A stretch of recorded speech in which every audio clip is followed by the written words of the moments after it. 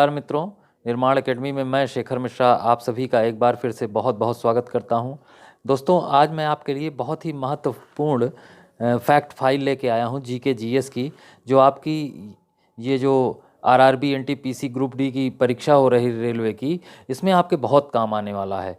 इसलिए आप वीडियो को अंत तक देखिएगा। बहुत ही महत्वपूर्ण तथ्य हैं ये, आपकी परीक्षाओं में ज़रूर आपसे मिल सकते हैं ये फैक्ट आपको, और आप ज़रूर लाभ उठाइएगा। तो जो चैनल पर नए हैं फटाफट से सब्सक्राइब कर लीजिएगा और बेल आइकन ज़रूर दबा दीजिएगा, जिससे इस तरीके के नियमित नोटिफिकेशन आपको मिलते रहें। चलिए, ये जो है हम अब अपने फैक्ट फाइल की ओर चलेंगे और ये देखेंगे कि कौन कौन से आपके लिए मैं विशेष प्रश्न लाया हूँ। तो आज का हमारा जो पहला प्रश्न है उसके विषय में देखते हैं। तो आज का हमारा जो पहला प्रश्न है वो है, कुतुब मीनार में कितनी मंजिल है? कुतुब मीनार में कितनी मंजिलें हैं? तो दोस्तों, अब वर्तमान में कुतुब मीनार में 5 मंजिलें हैं। कितनी मंजिलें हैं? 5। और यहाँ कुछ इसके विषय में, कुतुब मीनार के विषय में और भी बातों पर प्रकाश डाल देते हैं कि कुतुब मीनार का जो निर्माण था या जो इसकी नींव थी वो कुतुबुद्दीन ऐबक ने डाली थी।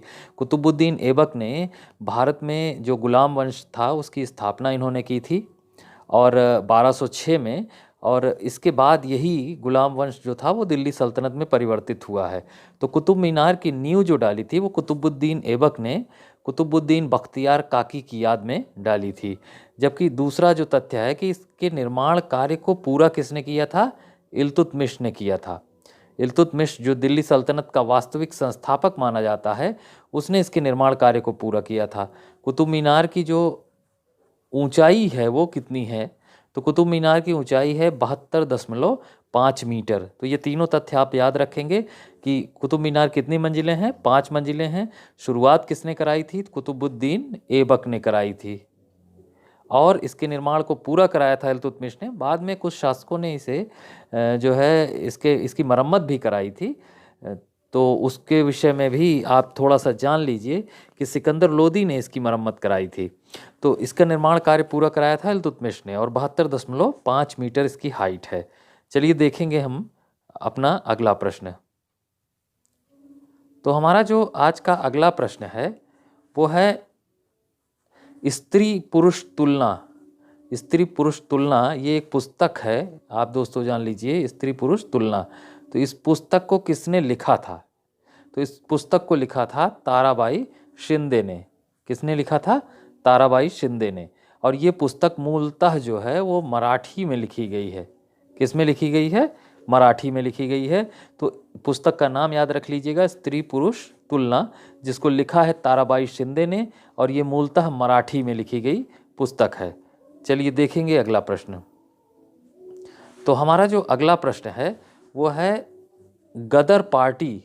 गदर पार्टी जो थी इसकी स्थापना कब हुई? तो इसकी स्थापना हुई थी 1913 में। याद रखिएगा, मॉडर्न हिस्ट्री का सवाल है। तो 1913 में हुई थी और कहाँ हुई थी? अमेरिका के सैन फ्रांसिस्को में।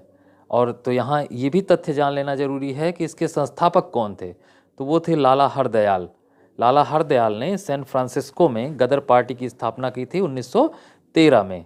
ये विदेशों में स्थापित क्रांतिकारी संगठन था और इसके जो पहले अध्यक्ष थे गदर पार्टी के, वो थे सोहन सिंह भकना, जिनका बहुत महत्वपूर्ण योगदान था गदर पार्टी की स्थापना में।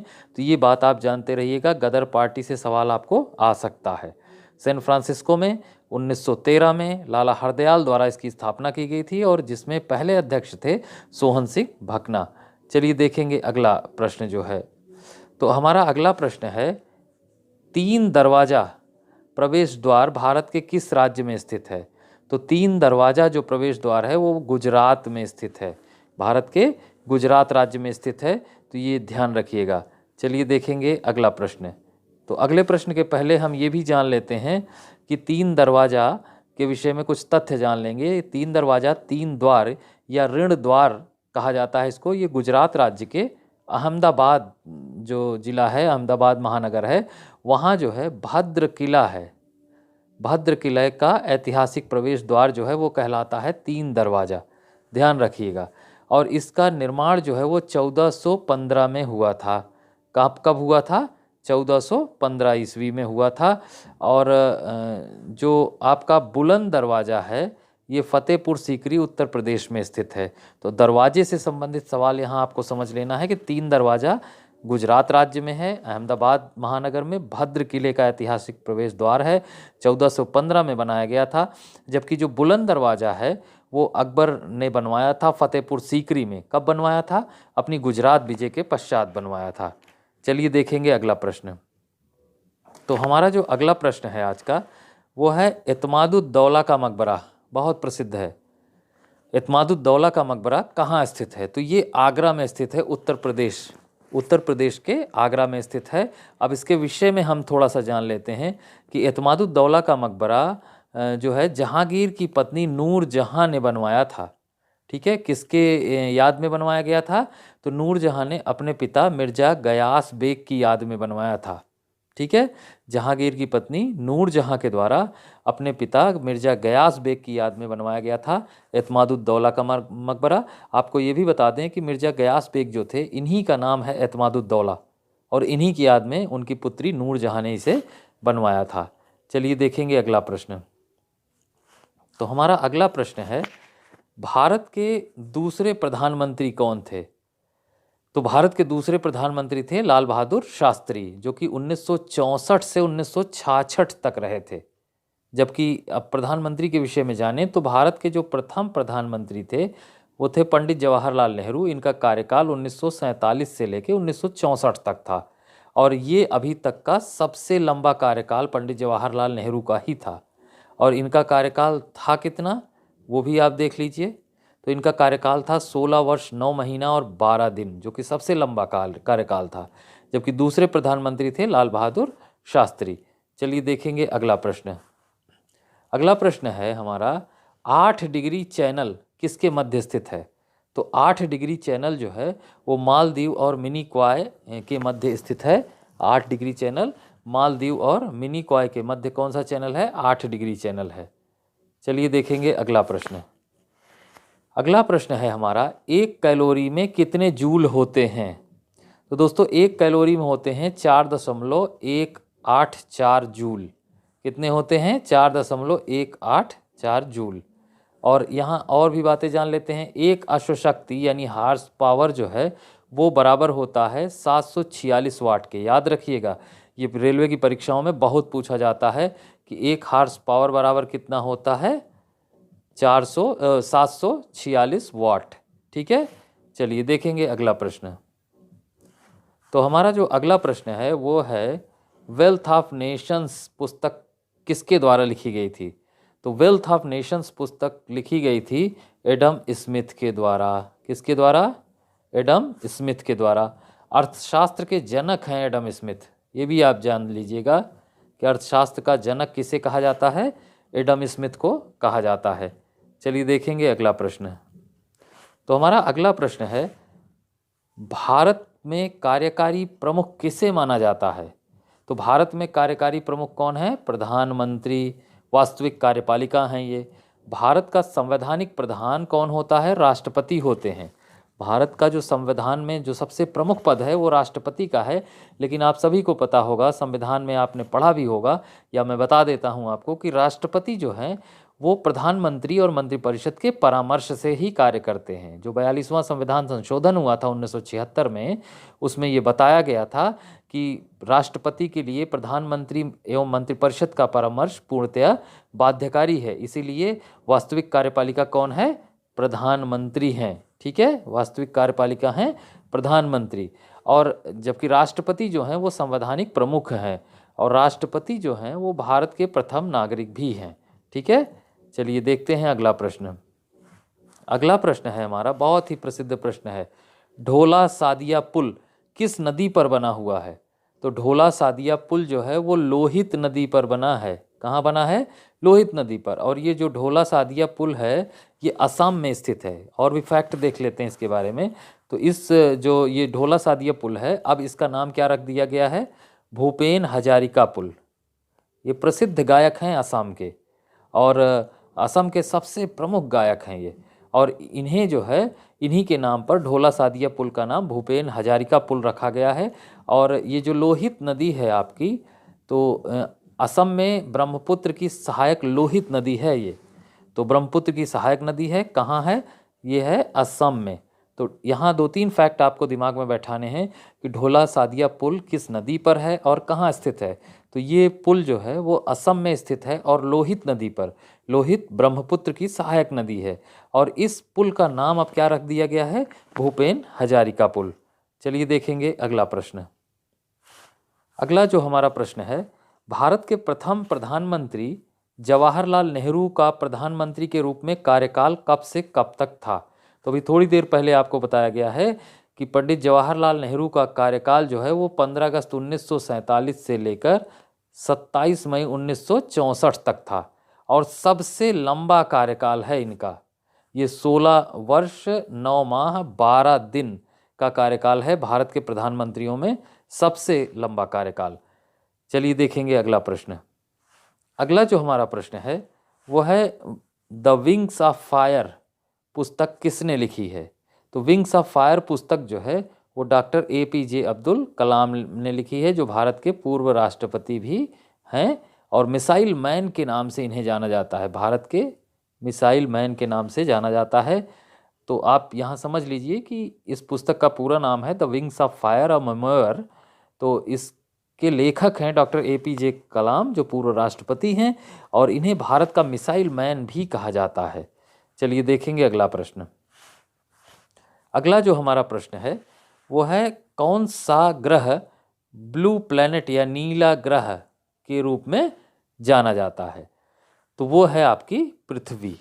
पृथ्वी क्यों नीला ग्रह के रूप में जानी जाती है, क्योंकि पृथ्वी के 71% भाग पर जल है। क्या है, 71% भाग पर जलमंडल का विस्तार पाया जाता है। यहाँ कुछ और भी तथ्य हम जान लेते हैं कि पीला ग्रह किसे कहते हैं। पीला ग्रह क्या है ये भी आप समझ लीजिए कि पीला ग्रह क्या है। तो पीला ग्रह जो है वो बृहस्पति को कहा जाता है।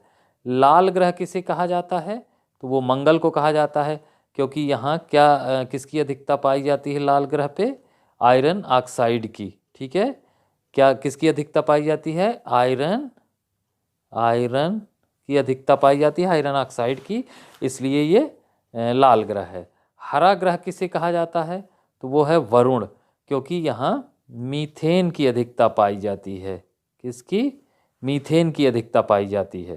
तो यहाँ आपने जाना कि ब्लू प्लैनेट यानी नीला ग्रह कहते हैं पृथ्वी को, क्योंकि 71% भाग पर जलमंडल का विस्तार है। पीला ग्रह कहते हैं बृहस्पति को, लाल ग्रह कहते हैं मंगल को, क्योंकि आयरन ऑक्साइड की अधिकता है। हरा ग्रह कहा जाता है वरुण को, क्योंकि यहाँ मीथेन के बादल छाए रहते हैं। तो और भी देख लेते हैं। अगला हम अगर देखें तो सबसे चमकीला ग्रह कौन सा है, तो वो है शुक्र, और शुक्र ही सबसे गर्म भी है, सबसे गर्म ग्रह भी है। ठीक है, इसे प्रेशर कुकर ग्रह भी कहते हैं, क्योंकि शुक्र जो है वो आप समझिए कि दूरी के आधार पर सूर्य से दूसरे नंबर का ग्रह है। और इसके बारे में जान लीजिए कि यहाँ कार्बन डाइऑक्साइड की लगभग 98% मात्रा है और इसी वजह से सबसे गर्म और चमकीला ग्रह है। सबसे ठंडा ग्रह कौन सा है ये जानिए, वरुण है। सबसे, आप जानते हैं कि हमारे सौरमंडल में कुल 8 ग्रह हैं और सूर्य से दूरी के आधार पर वरुण अंतिम ग्रह है। तो वरुण अंतिम ग्रह है, इसलिए ये सबसे जो है ठंडा ग्रह है। चलिए देखेंगे अगला। तो अगला इसमें फैक्ट है कि सबसे गर्म, अभी हमने आपको बताया कि शुक्र जो है वो सबसे गर्म ग्रह है। चलिए देखते हैं हम अगला प्रश्न। अगला प्रश्न हमारा है धातुओं में सबसे अधिक तन्य और एवं आघातवर्ध्य धातु कौन सी है, तो वो है सोना। सोना सबसे ज़्यादा तन्य होता है और आघातवर्ध धातु है। और सोने का संकेत क्या होता है जान लीजिए, AU। AU जो है वो सोने का संकेत है, याद रख लीजिएगा इसको। ठीक है, चलिए देखेंगे अगला प्रश्न। तो हमारा अगला प्रश्न है मरणोपरांत भारत रत्न पाने वाले प्रथम व्यक्ति कौन थे। मरणोपरांत पहली बार किसको मरने के पश्चात भारत रत्न दिया गया है, तो वो हैं हमारे दूसरे प्रधानमंत्री लाल बहादुर शास्त्री जी। अब यहाँ इनके विषय में और भी तथ्य जान लेते हैं कि भारत रत्न प्राप्त करने वाले प्रथम व्यक्ति कौन थे। जो भारत रत्न है इसको प्राप्त करने वाले प्रथम व्यक्ति हैं डॉक्टर सर्वपल्ली राधाकृष्णन। तो डॉक्टर सर्वपल्ली राधाकृष्णन को 1954 में भारत रत्न प्रदान किया गया था और ये भारत रत्न प्राप्त करने वाले पहले व्यक्ति हैं। इसको आप बिल्कुल याद रखिएगा, फैक्ट है। और अब दूसरी बात देखते हैं कि वर्ष 1954 में ही चक्रवर्ती राजगोपालाचारी और डॉक्टर चंद्रशेखर वेंकट रमण को भी भारत रत्न दिया गया था। तो यहाँ एक बात ध्यान रखनी है आपको कि वर्ष 1954 में, कब, 1954 में 3 लोगों को भारत रत्न दिया गया था, जिसमें पहले व्यक्ति थे डॉक्टर सर्वपल्ली राधाकृष्णन, ठीक है, और दूसरे व्यक्ति थे चक्रवर्ती राजगोपालाचारी यानी सी राजगोपालाचारी, और तीसरे व्यक्ति थे चंद्रशेखर वेंकट रमन, डॉक्टर चंद्रशेखर वेंकट रमन। तो ठीक है, ये तीनों तथ्य आप ध्यान रख लीजिएगा, स्क्रीनशॉट भी रख लीजिएगा। चलिए देखेंगे अगला प्रश्न। तो हमारा अगला प्रश्न है 1 किलोवाट घंटा किसकी इकाई है? 1 किलोवाट घंटा किसकी एक इकाई है? तो किलोवाट घंटा जो है वो ऊर्जा की इकाई है, ठीक है। और 1 किलोवाट घंटा बराबर होता कितना है? तो वो 3.6 इंटू 10⁻⁶ जूल, ठीक है, 3.6 गुणे 10⁻6 जूल, ये है 1 किलोवाट घंटा बराबर। तो ये किसकी इकाई है? ये ऊर्जा की इकाई है, ठीक है। अगला प्रश्न देखते हैं। तो हमारा अगला प्रश्न है एक परमाणु द्रव्यमान संख्या को कैसे निर्धारित किया जाता है? यानी परमाणु द्रव्यमान संख्या या परमाणु भार भी इसको कहते हैं दोस्तों। तो परमाणु भार को हम कैसे जो है उसको परिभाषित करेंगे या कैसे निर्धारित करेंगे? तो जो कुल प्रोटॉनों और न्यूट्रॉनों की संख्या होती है उसको जोड़कर जो है द्रव्यमान संख्या या परमाणु भार निकाला जा सकता है। समझ रहे हैं आप? यानी आपको पता है कि एक परमाणु कैसे बनता है, इलेक्ट्रॉन, प्रोटॉन और न्यूट्रॉन से, और प्रोटॉनों और न्यूट्रॉनों की जो संख्या होती है, नाभिक में क्या पाया जाता है? नाभिक में पाए जाते हैं प्रोटॉन और न्यूट्रॉन, जबकि इलेक्ट्रॉन उसके चारों ओर चक्कर लगाते हैं। तो दोस्तों प्रोटॉन और न्यूट्रॉन की जितनी कुल संख्या होती है उसको जोड़कर उसका योग करके परमाणु द्रव्यमान संख्या निकाली जा सकती है। चलिए देखेंगे अगला प्रश्न। तो हमारा अगला जो प्रश्न है वो है एक परमाणु के 3 आधारभूत अवयव कौन से हैं? अभी मैंने आपको बताया है कि इलेक्ट्रॉन, प्रोटॉन और न्यूट्रॉन से मिलकर जो है वो एक परमाणु बनता है। ये उसके मूल कण हैं। प्रोटॉन और न्यूट्रॉन नाभिक में पाए जाते हैं और इलेक्ट्रॉन उसके चारों ओर चक्कर लगाते हैं। इसके विषय में और भी बातें जान लेते हैं। तो इलेक्ट्रॉन की खोज किसने की थी? जे थॉमसन ने, पहले चीज़ जान लीजिए। प्रोटॉन की खोज किसने की थी? गोल्डस्टीन ने। और न्यूट्रॉन की खोज किसने की थी? जेम्स चैडविक ने, ठीक है। तो परमाणु किससे बनता है? इलेक्ट्रॉन, प्रोटॉन और न्यूट्रॉन से, ठीक है। इलेक्ट्रॉन की खोज जे थॉमसन, प्रोटॉन की खोज गोल्डस्टीन और न्यूट्रॉन की खोज जेम्स चैडविक द्वारा की गई थी। चलिए देखेंगे अगला फैक्ट। तो हमारा अगला फैक्ट है 2 नदियों के बीच का उपजाऊ भूमि को क्या कहते हैं? 2 नदियों, यानी आप समझिए कि 2 नदियों के बीच के क्षेत्र को हम क्या कहते हैं? तो उसे कहा जाता है दोआब। दोआब का मतलब क्या होता है? 2 नदियों के बीच का क्षेत्र, ठीक है। अगला प्रश्न देखते हैं। अगला प्रश्न है हमारा स्थायी बंदोबस्त पद्धति किसके द्वारा लागू की गई थी और कब की गई थी, ये भी आपको बताना है। तो दोस्तों स्थायी बंदोबस्त जो भूमि व्यवस्था थी वो लॉर्ड कॉर्नवालिस द्वारा इसे 1793 में जो है इसे निर्धारित किया गया था, लागू किया गया था। तो स्थायी बंदोबस्त किसके द्वारा लागू किया गया था? लॉर्ड कॉर्नवालिस के द्वारा। कब? 1793 में, 1793 में, ठीक है। तो अब इसके विषय में और भी देख लेते हैं तथ्य।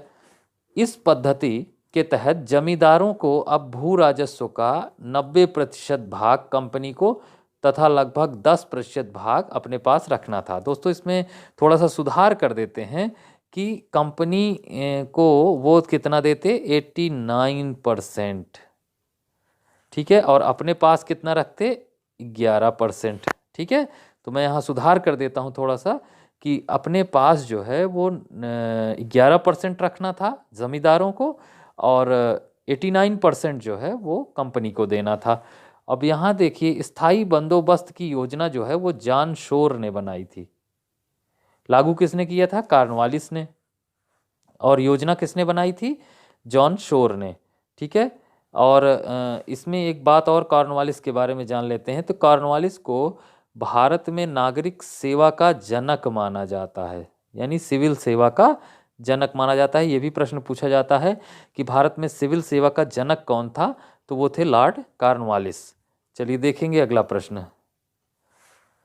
अगला जो हमारा प्रश्न है, विश्व का सबसे विस्तृत लिखित संविधान किस देश का है? तो वो आपको पता है, भारत का है। ठीक है। तो यहाँ भारतीय संविधान की मूल प्रति को अपने हाथों से प्रेम बिहारी नारायण रायजादा ने लिखा था।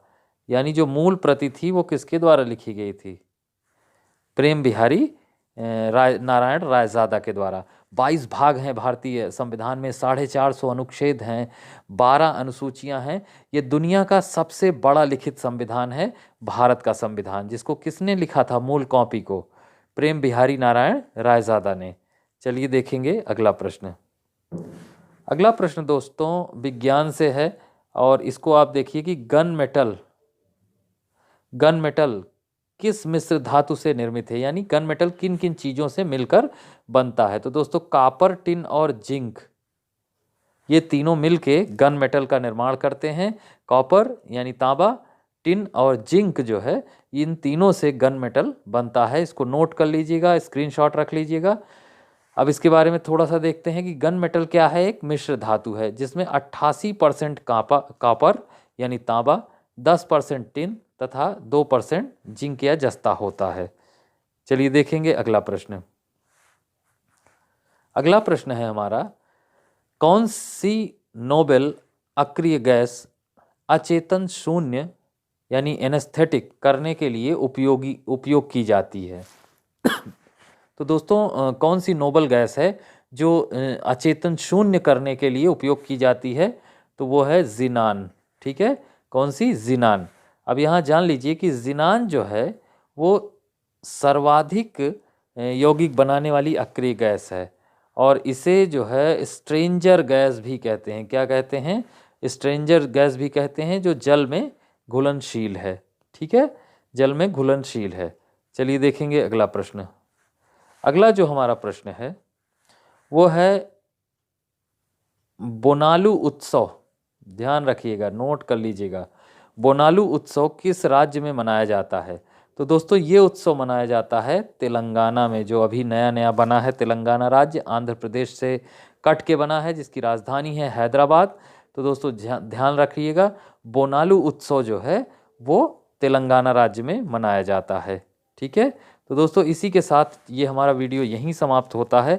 आशा करता हूँ कि ये आपकी परीक्षा में बहुत काम आने वाला है। आप इसको बार बार देखिएगा और इसका स्क्रीनशॉट रख के इसके प्रश्नों को याद कर लीजिएगा। अगर एग्ज़ाम में ये आपको मिलता है तो आप ज़रूर याद रखेंगे कि हाँ कुछ आपने बेहतर देखा है। तो जो चैनल पर नए हैं वो फटाफट से सब्सक्राइब कर लीजिएगा और बेल आइकन दबा दीजिएगा, और वीडियो को लाइक ज़रूर कर दीजिएगा, और कमेंट के माध्यम से हमें ये ज़रूर बताइएगा कि वीडियो आपको कैसा लगा और आपको अभी किन वीडियोज़ की ज़रूरत है, किन टॉपिक्स पे वीडियोज़ की ज़रूरत है। हम आपके लिए ज़रूर लाते रहेंगे। धन्यवाद साथियों।